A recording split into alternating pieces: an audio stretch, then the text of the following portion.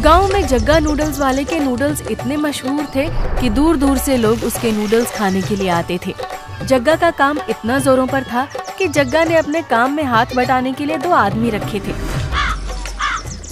अरे ये जग्गा सेठ कितना काम करवाता है, ऊपर से तनख्वाह भी नहीं बढ़ाता। कोई बात नहीं, एक दिन तो इससे अपना हिसाब चुकता कर ही लूंगा। तभी वहाँ विजय आ जाता है। अरे विजय, ये कोई वक्त है क्या दुकान पर आने का? हाँ सेठ जी, आपको बताया था ना कि मेरी पत्नी बीमार है और आज सुबह तो वो बहुत ही ज्यादा बीमार पड़ गई थी, अब इसलिए आने में देरी हो गई। ठीक है, पर तू मेरे पैसे वापस कब कर रहा है? सेठ जी, अभी तो मेरी पत्नी बीमार है, अब आपके पैसे लौटाने की बात तो दूर की है, मुझे लगता है आपसे मुझे और पैसे उधार लेने पड़ेंगे।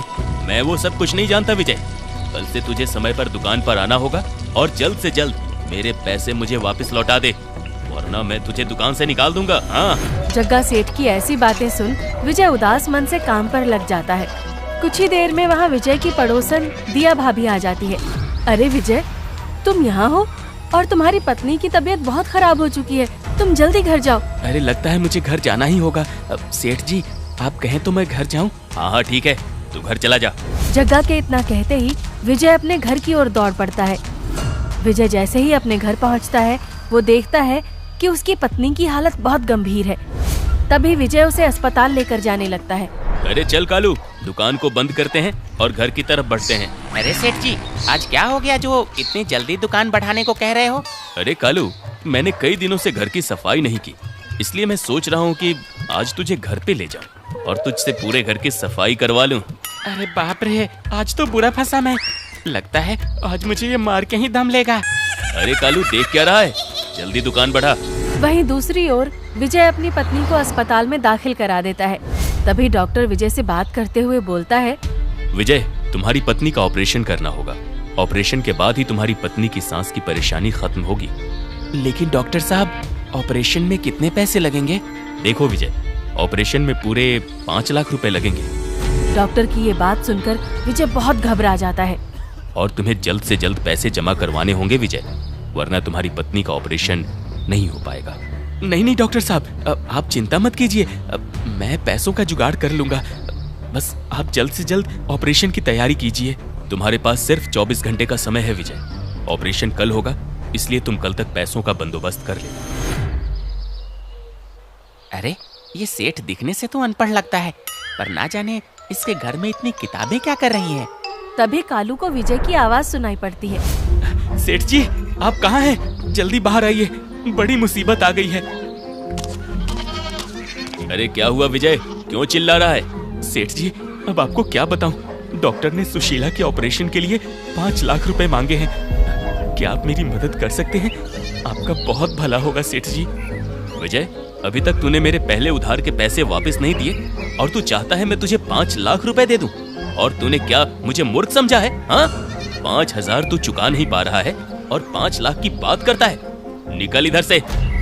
सेठ जी, मैं मेहनत करके आपके सारे पैसे चुका दूंगा, कृपा करके आप मेरी मदद कीजिए। अरे तू यहाँ से जाता है या तुझे धक्के मार के इस गांव से निकालूं? सेठ की ऐसी बातें सुन विजय निराश होकर वहाँ से चला जाता है।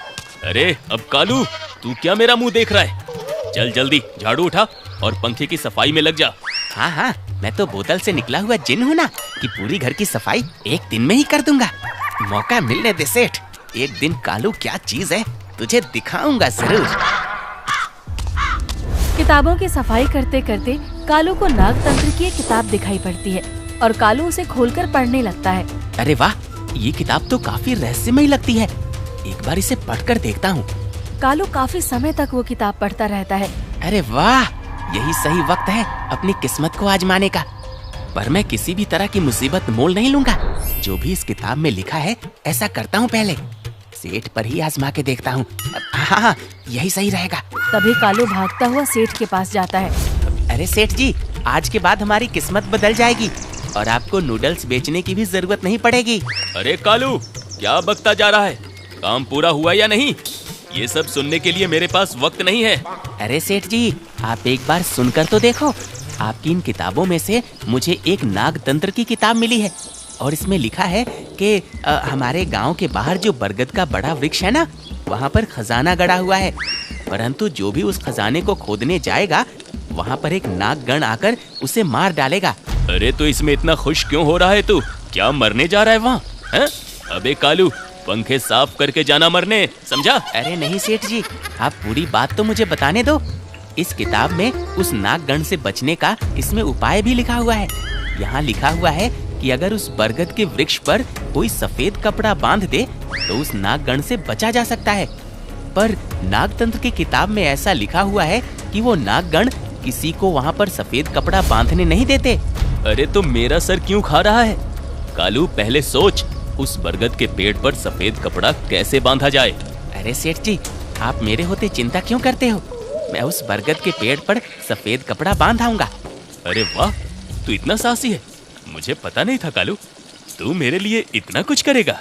सेठ, अभी तो देखता जा क्या होगा। जब नागों की पूरी टीम तुझे खेतों में दौड़ाएगी ना, तब पता चलेगा कालू क्या चीज है। लेकिन सेठ जी, ये बहुत जोखिम का काम है। अब मैं ये काम मुफ्त में नहीं करूंगा। मुझे पूरे 20 लाख रुपए चाहिए इस काम के। 20 लाख तो नहीं, अगर तू बोले तो 20 लाख जरूर दे सकता हूँ तुझे। सुबह सुबह कुछ खा के आया है क्या?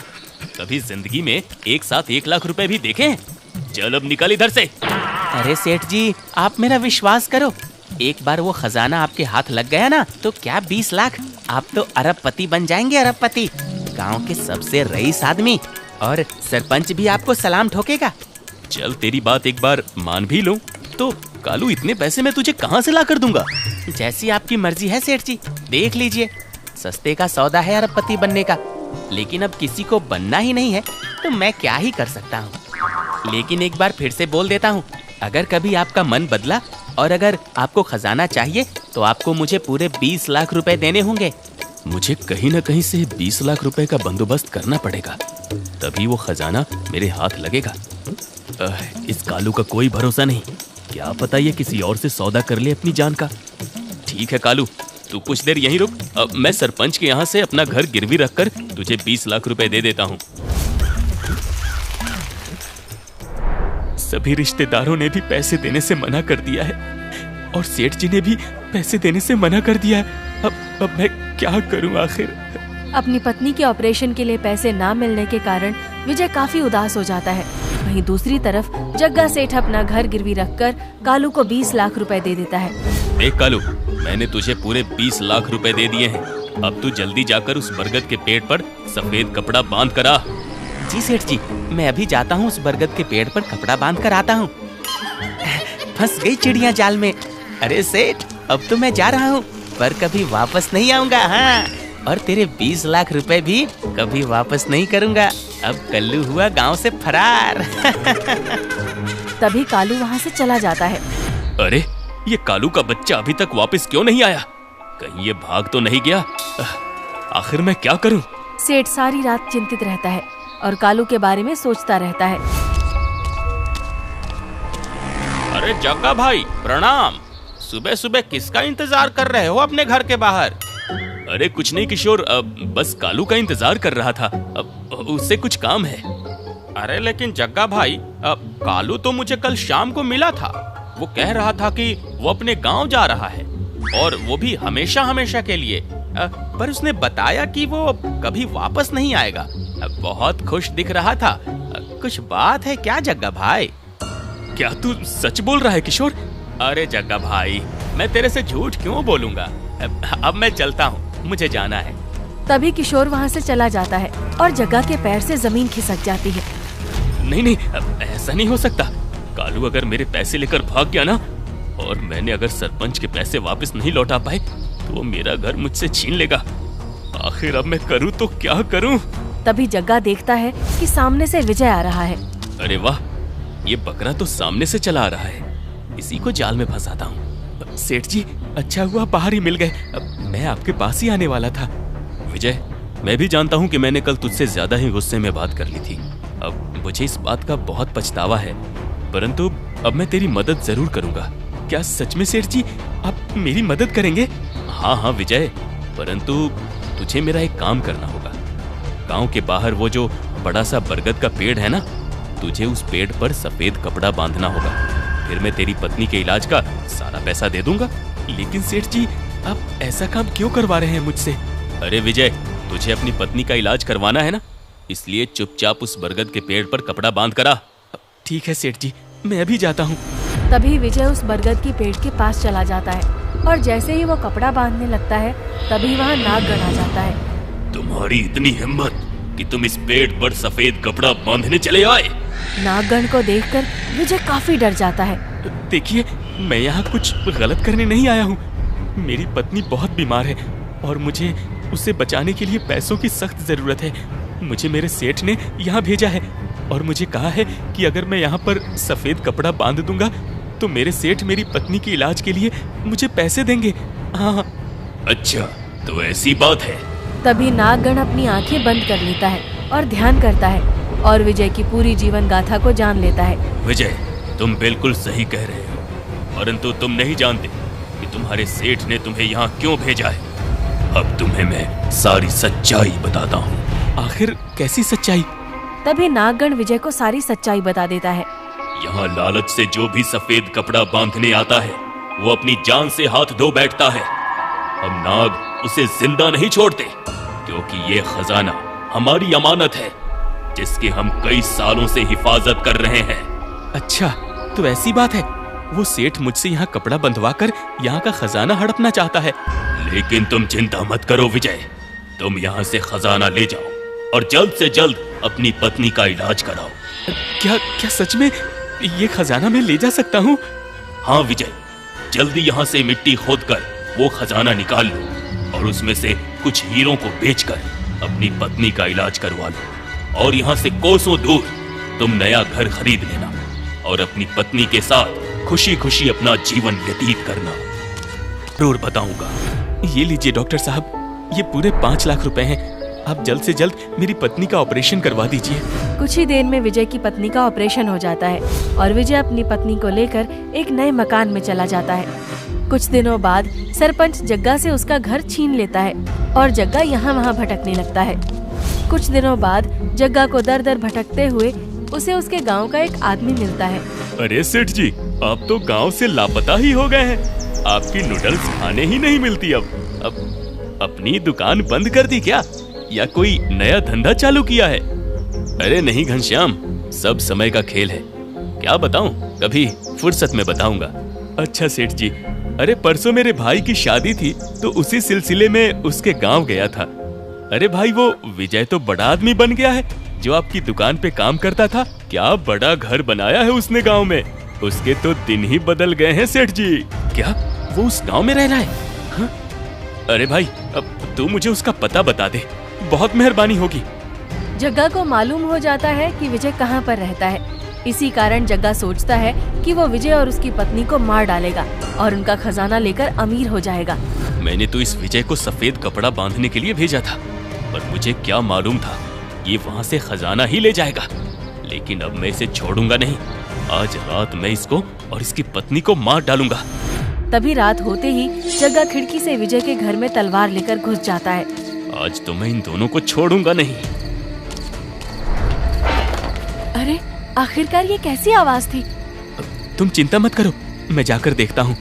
जैसे ही विजय अपने कमरे से वापस आता है, वो देखता है कि वहाँ जग्गा सेठ हाथ में तलवार लिए उसके सामने खड़ा था। जग्गा सेठ, तुम यहाँ? जग्गा नहीं, आज मैं तेरी मृत्यु बनकर आया हूँ। आज मैं तुझे मारकर सारा खजाना ले जाऊंगा। अच्छा, तो तेरी खजाने की लालच ने तुझे इतना अंधा बना दिया है कि तू इस हद तक आ चुका है। जैसे ही जग्गा विजय को मारने लगता है, तभी वहाँ नागगण आ जाता है। तेरा अत्याचार अब खत्म हुआ। तभी नाग की आंखों से लाल रोशनी निकलती है और जग्गा को लग जाती है और जग्गा वहीं भस्म हो जाता है। कोई मुझे बचाओ! आपका एक बार फिर से बहुत बहुत शुक्रिया, पर आप मेरे लिए ये सब क्यों कर रहे हैं? विजय, तुम एक सच्चे इंसान हो और ये सब जो भी तुम कर रहे थे वो अपनी पत्नी के लिए कर रहे थे, जो कि खुद एक बहुत बड़ा काम है। आज मैं तुम्हें एक और बात बता रहा हूँ। तुम्हारी पत्नी पिछले जन्म में हमारे नागलोक की रानी थी, इसलिए हम तुम्हारी इतनी सहायता कर रहे हैं। दूसरा तुम्हारे जगह कोई और होता तो अपनी पत्नी को बचाने का इतना प्रयास कभी ना करता। लेकिन तुमने हर मुमकिन प्रयास किया, इसलिए हम तुमसे काफी प्रसन्न हैं। इसमें मेरा कोई योगदान नहीं है विजय। अच्छे लोगों की हमेशा जीत होती है। मैं तो केवल एक माध्यम हूँ और आज के बाद कोई भी तुम्हें तंग नहीं करेगा। तुम खुशी खुशी अपना जीवन व्यतीत कर सकते हो। इतना कहकर नागगण वहाँ से चला जाता है और विजय खुशी खुशी अपनी पत्नी के साथ रहने लगता है।